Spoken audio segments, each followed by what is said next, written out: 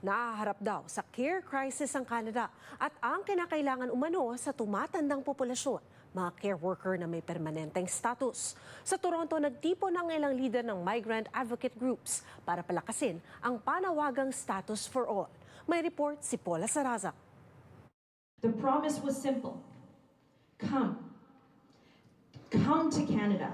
Do this essential work and you will have a path to permanent residence. But Canada has broken that promise. Pagdiin sa umano'y pangakong napako ng federal government, dito umikot ang press conference na isinagawa ng migrant advocate sa Toronto Biyernes. Ang mas malakas na panawagang permanenteng status para sa care workers, napapanahon daw sa paggunita ng International Women's Day dahil karamihan sa care work sector, racialized women. These women are not on the margins of our care system. They are load-bearing walls. They are the solution to Canada's care crisis. And instead of recognizing that, instead of giving them the security they have earned, Canada is pushing them out.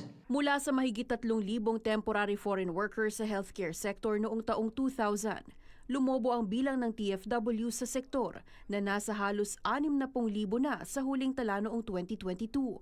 Ang pag-asang maging permanent resident, tila mas pinahirap sa mga care worker matapos ang biglaang anunsyo ilang araw bago ang Pasko noong nakalipas na taon na pansamantalang pag-antala sa home care worker immigration pilots.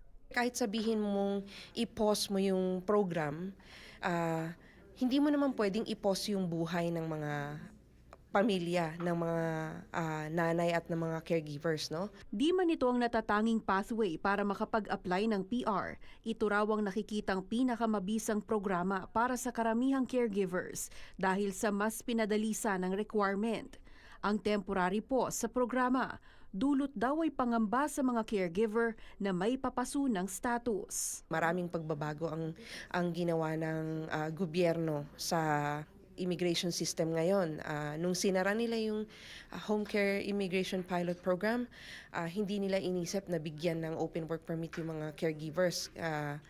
Marami ang mawawalan ng status para sa mga susunod na taon, lalo na ngayon na binawasan nila yung length ng work permit. Naging 1 taon na lang ngayon.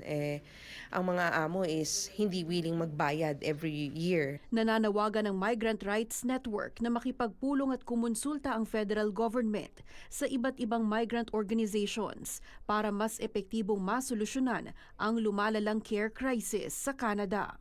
Isipin naman kung sino ang mag-aalaga sa mga caregiver matapos nilang alagaan ang iyong mga pamilya, ang mga anak at ang mga taong may disabilities dito sa Canada. Nagpadala na ng demand letter ang Migrant Rights Network sa Ottawa at sulat na suportado ng iba't ibang migrant at healthcare groups para sa pagtulak na buksan muli ang home care worker immigration pilots, programang inantala ng IRCC hanggang March 30, 2030.